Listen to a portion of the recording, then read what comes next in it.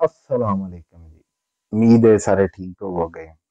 साडा अज दा सिलसिला पंजाबी सल्तनत। हाँ जी। इस तो पहले भी ਅਸੀਂ पंजाबी सल्तनत ਦੇ ਬਾਰੇ ਚ ਗੱਲ ਕਰ ਚੁੱਕੇ ਹਾਂ। ਟਾਂਕ ਰਾਜ ਉਹ ਰਾਜ ਸੀ ਜਿਹੜਾ ਪੰਜਾਬ ਦੇ ਰਹਿਣ ਵਾਲਿਆਂ ਨੇ। ਉਸ ਤੋਂ ਬਾਅਦ ਇੰਡੋ ਯੂਰਪੀਅਨ ਕਿ ਜਿਹੜੇ ਉਸ ਸਿਕੰਦਰ ਦੇ ਨਾਲ ਲੋਕ ਆਏ, ਉਹਨਾਂ ਦੀਆਂ ਜਿਹੜੀਆਂ ਲਾਦਾਂ ਸਨ ਇੱਥੇ ਪੰਜਾਬ ਵਾਲੇ ਪਾਸੇ ਰਹਿ ਗਏ, ਉਹਨਾਂ ਨੇ ਵੀ ਜਿਹੜਾ ਉੱਠ ਕੇ ਆਪਣੀ ਇੱਕ ਹਕੂਮਤ ਬਣਾਈ, ਬੜਾ ਲੰਮਾ ਅਰਸਾ ਚੱਲੀ। ਐਸੇ ਤਰ੍ਹਾਂ ਅੱਜ ਦਾ ਜਿਹੜਾ ਸਾਡਾ ਦੌਰ ਹੈ, ਅੱਜ ਦਾ ਜਿਹੜਾ ਸਾਡਾ ਮੁਬਾਹਿਸਾ ਹੈ, ਅੱਜ ਦੀ ਜਿਹੜੀ ਸਾਡੀ ਗੱਲ ਹੈ, ਇਹ ਪੰਜਾਬ ਦੇ ਨਾਲ ਹੀ ਹੈ। ਤੇ ਇਹਨੂੰ ਮੈਂ ਪੰਜਾਬੀ ਸਲਤਨਤ ਕਹਾਂਗਾ। ਪੰਜਾਬੀ ਸਲਤਨਤ ਦੀ ਬੁਨਿਆਦ ਜਿਹੜੀ ਹੈ ਰਣਜੀਤ ਸਿੰਘ ਨੇ ਰੱਖੀ, ਸਰਦਾਰ ਰਣਜੀਤ ਸਿੰਘ ਨੇ। ਪਹਿਲੇ ਅਸੀਂ ਇਹਦਾ ਥੋੜਾ ਜਿਹਾ ਜਿਹੜਾ ਹੈ ਤਾਰਫ ਦੱਸਾਂਗੇ ਹਸਬੇ ਮਮੂਲ। 13 ਨਵੰਬਰ 1780 ਪੈਦਾ ਹੋਇਆ। 40 ਸਾਲ ਦਾ ਦੌਰੇ ਹਕੂਮਤ ਸੀ ਇਹਦਾ। ਸਿੱਖਾਂ ਦੀ ਮਿਸਲ, ਸਿਖਰ ਚੱਕੀਆਂ ਮਿਸਲ ਜਿਹੜੀ ਹੈ ਗੁਜਰਾਂਵਾਲਾ, ਹਾਫਜ਼ਾਬਾਦ, ਇਹਦੇ ਥੋੜੇ ਜਿਹੇ ਇਲਾਕੇ ਜਿਹੜੇ ਨੇ ਇਸ ਮਿਸਲ ਦੇ ਥੱਲੇ ਸਨ। 1752 ਤੋਂ ਲੈ ਕੇ ਤੇ 1802 ਤੱਕ ਇਹ ਜਿਹੜੀ ਮਿਸਲ ਹੈ ਕਾਇਮ ਰਹੀ। ਇਹਦਾ ਮਰਕਜ਼ ਗੁਜਰਾਂਵਾਲਾ ਸੀ। ਸਿਖਰ ਚੱਕੀਆ ਮਿਸਲ ਜਿਹੜੀ ਹੈ ਇਹਦੇ ਸਰਦਾਰ ਮਹਾਨ ਸਿੰਘ, ਉਹਦੇ ਘਰ ਪੁੱਤਰ ਪੈਦਾ ਹੋਇਆ। ਪੁੱਤਰ ਛੋਟਾ ਸੀ, ਚੀਚਕ ਨੇ ਹਮਲਾ ਕਰ ਦਿੱਤਾ। ਚੀਚਕ ਦੀ ਬਿਮਾਰੀ ਫੈਲ, ਕਿਉਂਕਿ ਪੁੱਤਰ ਛੋਟਾ ਸੀ, ਪੁੱਤਰ ਦੇ ਚੀਚਕ ਨੇ ਪੁੱਤਰ ਦੀ ਅੱਖ ਤੇ ਅਸਰ ਕੀਤਾ ਤੇ ਇੱਕ ਪਾਸੇ ਦੀ ਅੱਖ ਜਿਹੜੀ ਹੈ ਉਹ ਖਤਮ ਹੋ ਗਈ, ਉਥੋਂ ਦਿਖਣਾ ਬੰਦ ਹੋ ਗਿਆ। ਇਹ ਬਚਪਨ ਦੀ ਜ਼ਿੰਦਗੀ ਸੀ। ਹੁਣ ਮੈਂ ਮਿਸਲ ਦੀ ਗੱਲ ਕੀਤੀ, ਸਿੱਖਾਂ ਦੇ ਅਸੀਂ 10 ਗੁਰੂਆਂ ਦੀ ਗੱਲ ਕੀਤੀ, ਵਿੱਚੋਂ ਕਈਆਂ ਦੇ ਮੈਂ ਨਾਂ। ਫਿਰ ਉਸੇ ਸਿਲਸਿਲੇ ਵਿੱਚ ਹੀ ਮਿਸਲਾਂ ਕਾਇਮ ਹੋਈਆਂ ਪੰਜਾਬ ਦੇ ਵਿੱਚ। 12 ਮਿਸਲਾਂ ਸਨ। ਇਹਦੇ ਤੇ ਅਸੀਂ ਆਪਣੀ ਬਕਾਇਦਾ ਜਿਹੜਾ ਹੈ ਇੱਕ ਸਿਲਸਿਲਾ ਜਿਹੜਾ ਪਾਵਾਂਗੇ ਅਸੀਂ ਵੀਡੀਓ ਦਾ ਲਹਿਦਾ ਤੇ ਜੀ। ਉਹ ਜਿਹੜਾ ਪੁੱਤਰ ਪੈਦਾ ਹੋਇਆ ਜਿਹਦੀ ਅੱਖ ਚਲੀ ਗਈ, ਉਹਦਾ ਨਾਂ ਸੀ ਸਰਦਾਰ ਰਣਜੀਤ ਸਿੰਘ। ਵਕਤ ਨੇ ਵੇਖਿਆ ਕਿ ਉਹਨੂੰ ਲਕਬ ਦਿੱਤਾ ਗਿਆ ਮਹਾਰਾਜਾ, ਰਾਜਿਆਂ ਦਾ ਰਾਜਾ। ਰਣਜੀਤ ਸਿੰਘ ਲਾਹੌਰ ਦੇ ਤਖਤ ਤੇ ਬਹਿ ਗਿਆ। ਦੁਰਾਨੀਆਂ ਦੀ ਹਕੂਮਤ ਸੀ ਪੰਜਾਬ ਤੇ। ਸਿੱਖਾਂ ਦੀਆਂ ਬਗਾਵਤਾਂ ਦਾ ਦੌਰਾ ਸੀ। ਮੁਗਲਾਂ ਨੇ ਇੱਧਰ ਧਿਆਨ ਕਰਨਾ ਘੱਟ ਕੀਤਾ ਹੋਇਆ ਸੀ ਤੇ ਦਰਾਨੀਆਂ ਨੂੰ ਇੱਧਰ ਸਿੱਖਾਂ ਦੇ ਨਾਲ ਸਿੰਘ ਫਸਾਣ ਦਾ ਕਹਿ ਦਿੱਤਾ ਸੀ। ਤੇ ਇਸ ਦੌਰਾਨ ਜਿਹੜਾ ਵੇ ਲੜਾਈਆਂ ਚੱਲਦੀਆਂ ਰਹੀਆਂ। ਸ਼ਾਹ ਜ਼ਮਾਨ ਵਾਲੀਏ ਕਾਬਲ ਨੇ ਪੰਜਾਬ ਤੇ ਹਮਲਾ ਕੀਤਾ। ਬੜਾ ਵੱਡਾ ਹਮਲਾ ਸੀ। ਬਗਾਵਤਾਂ ਤੋਂ ਬਾਅਦ ਉਹਦਾ ਲਸ਼ਕਰ ਵੇਖ ਕੇ ਜਦੋਂ ਮਿਸਲਾਂ ਨੇ ਵੇਖਿਆ, ਸਿੱਖ ਬਾਗੀਆਂ ਨੇ ਵੇਖਿਆ ਕਿ ਲਸ਼ਕਰ ਤੇ ਬੜਾ ਵੱਡਾ ਹੈ, ਇਹਦੇ ਨਾਲ ਟੱਕਰ ਲੈਣਾ ਖੁਦਕੁਸ਼ੀ ਹੈ। ਲੁਕ ਗਏ, ਆਪਣੀਆਂ ਜਿਹੜੀਆਂ ਮਹਿਫੂਜ਼ ਪਨਾਹਗਾਹਾਂ ਸਨ ਉੱਥੇ ਚਲੇ ਗਏ, ਜੰਗਲਾਂ 'ਚ ਚਲੇ ਗਏ। ਜਿਹੜੇ ਕੋਈ ਦੂਰ ਦਰਾਜ਼ ਇਲਾਕਿਆਂ 'ਚ ਕਿਲੇ ਸਨ ਉੱਥੇ ਜਾ ਕੇ ਕਿਲਾ ਬੰਦ ਹੋ ਗਏ ਤੇ ਸ਼ਾਹ ਜ਼ਮਾਨ ਨੂੰ ਵਾਪਸ ਜਾਣਾ ਪੈ ਗਿਆ। ਬੜਾ ਲੱਭਿਆ, ਪੰਜਾਬ ਦੇ ਪੁੱਤਰ ਨਹੀਂ ਲੱਭੇ। ਇਹ ਦੌਰ ਉਹ ਸੀ ਜਦੋਂ ਲਾਹੌਰ ਸ਼ਹਿਰ ਜਿਹੜਾ ਹੈ ਸਿੱਖ ਲੁਟੇਰਿਆਂ ਦੇ ਕਬਜ਼ੇ 'ਚ ਸੀ। ਇਸ ਦੌਰ ਦੇ ਵਿੱਚ ਰਣਜੀਤ ਸਿੰਘ ਵੱਡਾ ਹੋ ਗਿਆ ਸੀ, ਇੱਕ ਨਾਮ ਉਹਦਾ ਬਣ ਗਿਆ ਸੀ, ਇੱਕ ਇਲਾਕੇ ਤੇ ਉਹਦਾ ਕਬਜ਼ਾ ਸੀ। ਲਾਹੌਰ ਦੇ ਜਿਹੜੇ ਅਮੀਰ ਨੇ, ਲਾਹੌਰ ਦੇ ਵਿੱਚ ਜਿਹੜੇ ਵਜ਼ੀਰ ਸਨ, ਲਾਹੌਰ ਦੇ ਗਵਰਨਰੀ ਦੇ, ਉਹਨਾਂ ਨੇ ਮੁਸਲਸਲ ਖਤ ਲਿਖਣੇ ਸ਼ੁਰੂ ਕੀਤੇ ਰਣਜੀਤ ਸਿੰਘ ਨੂੰ, ਲਾਹੌਰ ਆ ਜਾ, ਸਾਡੀ ਜਾਨ ਛੁਡਾ ਦੇ, ਇਹ ਸਾਡੇ ਉੱਤੇ ਵਾਰਦ ਹੋਏ, ਆ ਕੇ ਕਰ ਹੁਕੂਮਤ। ਲਓ ਜੀ, ਰਣਜੀਤ ਸਿੰਘ ਲਾਹੌਰ ਆਇਆ। ਛੋਟੀ ਮੋਟੀ ਲੜਾਈ ਹੋਈ। ਲੜਾਈ ਹੋਣ ਤੋਂ ਬਾਅਦ ਫਤਿਆਬ ਹੋਇਆ, ਤਖਤ ਤੇ ਬਹਿ ਗਿਆ। ਹੁਣ ਇਹੀ ਜਿਹੜਾ ਹੁਕਮ ਹੈ, ਇਹੀ ਜਿਹੜੀ ਗੱਲ ਹੈ, ਰਣਜੀਤ ਸਿੰਘ ਨੂੰ ਸ਼ਾਹ ਜ਼ਮਾਨ ਵਾਲੀਏ ਕਾਬਲ ਨੇ ਵੀ ਲਿਖਿਆ। ਉਹਨੇ ਕਹਿ ਦਿੱਤਾ ਸੀ ਕਿ ਜਾ ਉੱਥੇ ਜਾ ਕੇ ਜਿਹੜਾ ਨਾ ਲਾਹੌਰ ਸੰਭਾਲ ਲੈ, ਐਵੇਂ ਲੁਕਦਾ ਫਿਰਨਾ। ਲੇਕਿਨ ਜਦੋਂ ਲਾਹੌਰ ਵਾਲਿਆਂ ਨੇ ਵੀ ਬੁਲਾਇਆ, ਰਣਜੀਤ ਸਿੰਘ ਆ ਗਿਆ, ਆ ਕੇ ਲਾਹੌਰ ਦਾ ਹੁਕਮਰਾਨ ਬਣਿਆ।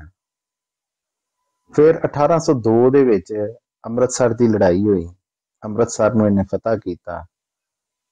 ਕਮਸਗਨ जिन्हां नूं बंगी भी कहा जाता है, उन्हां नाल लड़ाइयां लड़ियां, लड़ाइयां जित्तियां। उन्हां दीयां जिहड़ियां तोपां सन वो तोपां अपने कब्जे च लईयां, वड्डियां वड्डियां शहरां ते कब्जे कीते, दरियाए सतलुज जिहड़ा उहनूं पार कीता ते लुधियाना ते भी जाके कब्जा कर लिया।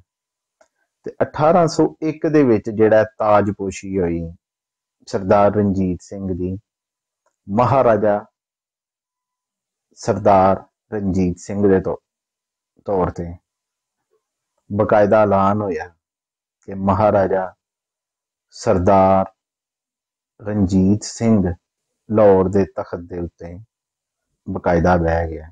ਹੁਣ ਇਹਦੀ ਹਕੂਮਤ ਜਿਹੜੀ ਏ ਉਹਦੇ ਬਾਰੇ ਚ ਅਸੀਂ ਗੱਲ ਕਰਾਂਗੇ, ਕਿਸ ਤਰ੍ਹਾਂ ਦਾ ਤਰਜ਼ੇ ਹਕੂਮਤ ਸੀ।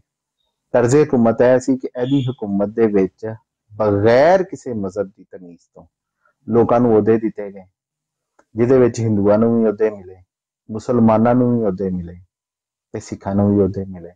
ਜਗੀਰਾਂ ਵੀ ਮੁਸਲਮਾਨ, ਹਿੰਦੂ ਤੇ ਸਿੱਖਾਂ ਨੂੰ ਮਿਲੀਆਂ।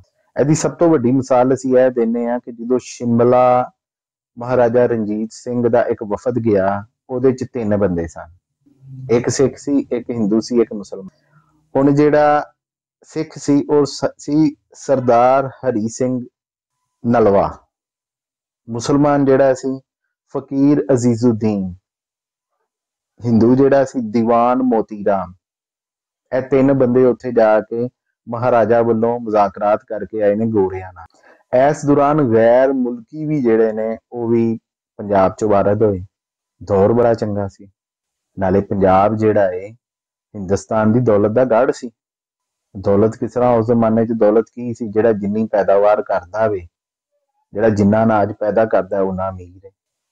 ਹੁਣ ਇਹ ਗੈਰ ਮੁਲਕੀਆਂ ਦੇ ਵਿੱਚ ਕਹਿੰਦੇ ਨੇ ਨਪੋਲੀਅਨ ਦੇ ਜਿਹੜੇ ਨੇ 2 ਜਰਨਲ ਜਿਹੜੇ ਨੇ ਉਹ ਵੀ ਇੱਧਰ ਪੰਜਾਬ ਆਏ, ਭਟਕਦੇ ਭੁਟਕਦੇ ਆਪਣੇ ਲੋਕਾਂ ਨਾਲ, ਤੇ ਉਹਨਾਂ ਨੂੰ ਵੀ ਜਿਹੜਾ ਵੇ ਰਣਜੀਤ ਸਿੰਘ ਨੇ ਇੱਜ਼ਤ ਦਿੱਤੀ, ਮਕਾਮ ਦਿੱਤਾ, ਤਨਖਾਹ ਬੜੀ ਵੱਡੀ ਲਾਈ।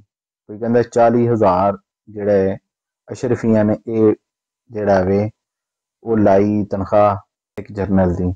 ਫਿਰ ਇੱਕ ਜਰਮਨ ਜਿਹੜਾ ਵੇ ਸਾਇੰਸਦਾਨ, ਉਹਦਾ ਨਾਂ ਆਂਦਾ ਵੇ ਚਾਰਲਸ ਬੋਗਲ, ਉਹ ਵੀ ਜਿਹੜਾ ਵੇ ਰਣਜੀਤ ਸਿੰਘ ਦੇ ਕੋਲ ਰਿਹਾ ਤੇ ਉਹਨੇ ਵੀ ਜਿਹੜਾ ਵੇ ਰਣਜੀਤ ਸਿੰਘ ਨੂੰ ਕਾਫੀ ਜਿਹੜੀਆਂ ਚੀਜ਼ਾਂ ਦਿੱਤੀਆਂ, ਰਣਜੀਤ ਸਿੰਘ ਨੇ ਉਹਨੂੰ ਇੱਜ਼ਤ ਦਿੱਤੀ। ਇਸ ਤਰ੍ਹਾਂ ਹੋਰ ਫਰਾਂਸੀਸੀ ਨਪੋਲੀਅਨ ਦੇ 2 ਜਰਨੈਲ, ਉਹਨਾਂ ਦੀ ਅਸੀਂ ਗੱਲ ਕੀਤੀ ਹੈ, ਜਰਮਨਾਂ ਦੀ ਗੱਲ ਕੀਤੀ ਹੈ। ਬਰਤਾਨਵੀ ਵੀ ਆਏ। ਹੁਣ ਬਰਤਾਨਵੀ ਆਏ, ਉਹਨਾਂ ਨੇ ਆ ਕੇ ਕਿਹਾ ਜੀ ਅਸੀਂ ਇੱਥੇ ਜਿਹੜਾ ਵੇ ਮਿਸ਼ਨਰੀ ਸਕੂਲ ਖੋਲਾਂਗੇ, ਅਸੀਂ ਸਕੂਲ ਖੋਲਾਂਗੇ, ਬਾਲਾਂ ਨੂੰ ਪੜ੍ਹਾਵਾਂਗੇ, ਨਵੀਂ ਤਲੀਮ ਉਹਨਾਂ ਨੂੰ ਦਾਂਗੇ, ਸਾਡੇ ਜਿਹੜੇ ਤਲੀਮ ਦੇ ਤਰੀਕੇ ਨੇ ਅਸੀਂ ਉਹਦੇ ਮੁਤਾਬਕ ਇਹਨਾਂ ਨੂੰ ਤੋਰਾਂਗੇ, ਤੁਹਾਡੀ ਸਲਤਨਤ ਦੇ ਜਿਹੜੇ ਲੋਕ ਨੇ ਉਹ ਤਰੱਕੀ ਕਰਨਗੇ, ਪੜ੍ਹੇ ਲਿਖੇ ਹੋਣਗੇ। ਲੇਕਿਨ ਰਣਜੀਤ ਸਿੰਘ ਉਹਨਾਂ ਦੀ ਇਹ ਗੱਲ ਜਿਹੜੀ ਹੈ ਉਹਨੂੰ ਭਾਂਪ ਗਿਆ ਸੀ ਕਿ ਇਹਨਾਂ ਨੇ ਜਿਵੇਂ ਜਿਹੜਾ ਚੜ੍ਹਦੇ ਪਾਸੇ ਵਾਲਾ ਹਿੰਦੁਸਤਾਨ ਹੈ ਉੱਥੇ ਤਬਾਹੀ ਫੇਰੀ, ਇਹਨਾਂ ਨੇ ਇੱਥੇ ਵੀ, ਲਿਹਾਜ਼ਾ ਉਹਨੇ ਇਨਕਾਰ ਕਰ ਦਿੱਤਾ। ਉਹਨੇ ਨਹੀਂ ਕਿਸੇ ਨੂੰ ਵੜਨ ਦਿੱਤਾ, ਬਰਤਾਨਵੀ ਗੋਰਿਆਂ ਨੂੰ ਉਹਨੇ ਨਹੀਂ ਵੜਨ ਦਿੱਤਾ। ਲਓ ਜੀ, ਪੂਰੀ ਹਕੂਮਤ ਚਾਹੋ ਜਲਾਲ ਨਾਲ ਹੋਈ। ਇੱਕ ਸਿਰਫ ਜਿਹੜਾ ਕਮੀ ਇਹ ਹੋਈ, ਇੱਕ ਘਾਟ ਵਾਲੀ ਗੱਲ ਇਹ ਸੀ ਕਿ ਮੁਗਲਾਂ ਦੇ ਜਿਹੜੇ ਬਚੇ ਖੁਚੇ ਮਕਬਰੇ ਸਨ ਉਹਨਾਂ ਨੂੰ ਲੁੱਟਿਆ ਗਿਆ, ਜਿਨ੍ਹਾਂ ਦੇ ਵਿੱਚ ਕਾਬਲੇ ਜ਼ਿਕਰ ਨੂਰ ਜਹਾਂ ਦਾ ਜਿਹੜਾ ਮਕਬਰਾ ਹੈ, ਕਹਿੰਦੇ ਨੇ ਕਿ ਉੱਥੇ ਤਬੂਤ ਲਮਕਦਾ ਸੀ, ਉਹਦੇ ਆਲੇ ਦੁਆਲੇ ਜਿਹੜੇ ਨੇ ਹੀਰੇ ਜਵਾਹਰਾਤ ਲੱਗੇ ਸੀ, ਉਹਨਾਂ ਨੂੰ ਵੀ ਲਵਾਇਆ ਗਿਆ। ਤਰੀਖ ਇਹਦੇ ਉੱਤੇ ਆਮ ਲੋਕ ਇਹ ਗੱਲ ਬਿਆਨ ਕਰਦੇ, ਤਰੀਖਦਾਨ ਕਿਸੇ ਨੇ ਜਿਹੜਾ ਵੇ ਲਿਖਿਆ ਹੈ, ਲੇਕਿਨ ਹੁਣ ਇਹ ਸਰਕਾਰੀ ਜਿਹੜਾ ਵੇ ਹੁਕਮਨਾਮੇ ਨਾਲ ਹੋਇਆ ਜਾਂ ਆਮ ਲੋਕਾਂ ਨੇ ਇਹ ਅਮਲ ਕੀਤਾ, ਇਹਦੇ ਬਾਰੇ ਵਿੱਚ ਸਾਡੇ ਕੋਲ ਕੋਈ ਦਲੀਲ ਨਹੀਂ।